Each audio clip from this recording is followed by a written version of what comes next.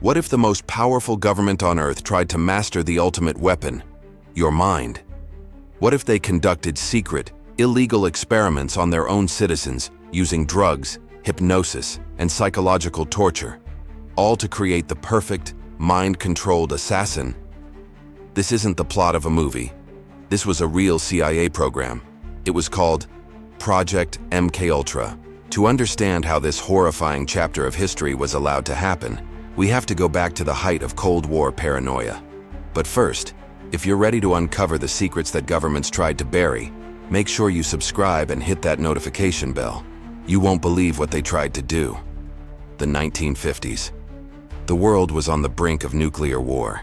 The CIA was obsessed with the idea that the Soviets and Chinese had perfected brainwashing techniques. They saw American prisoners of war from Korea giving coerced confessions and feared the existence of a mind control gap. In their desperation to catch up, the CIA decided to fight fire with fire. In 1953, under the direction of CIA Director Allen Dulles, they launched their most secretive and unethical program to date, Project MKUltra. The goal was terrifyingly ambitious, to find a way to completely break down a human mind and rebuild it to their own specifications. They wanted to create a truth serum that couldn't be resisted, and ultimately, to see if they could program a human being to kill on command, with no memory of the event afterwards, the Manchuan candidate. To achieve this, the CIA's scientists, led by the notorious Sidney Gottlieb, began a series of brutal experiments.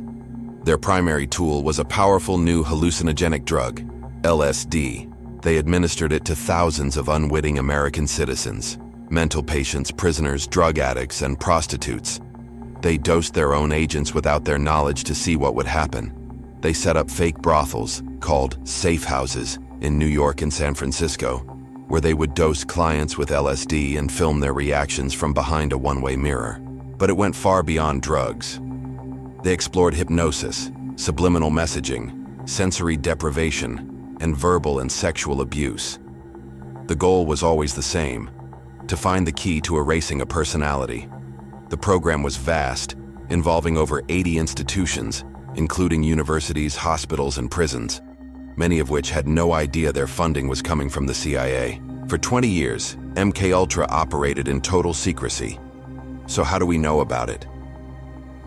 The program came to light in the mid-1970s during the Church Committee investigations into abuses by U.S. intelligence agencies. But when the committee demanded the files, they hit a brick wall.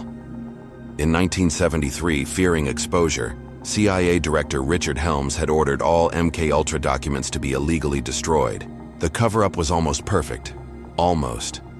A clerical error meant that one box of around 20,000 documents, mostly financial records, was sent to the wrong storage facility and survived the purge. These surviving documents, while incomplete, gave the world its first horrifying glimpse into the sheer scale and depravity of the program. The mystery, therefore, isn't if MKUltra happened, but how much worse the destroyed files truly were.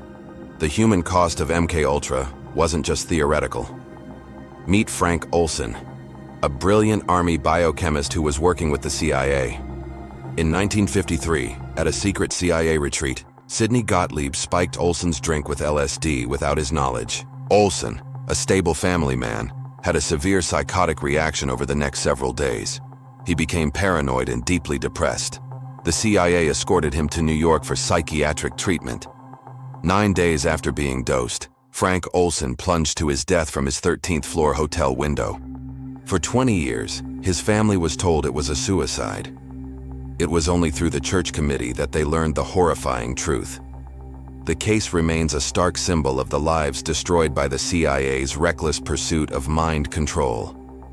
The CIA officially shut down MKUltra in 1973. They claimed they never succeeded in creating a programmable killer. But did the program truly end, or did it just evolve?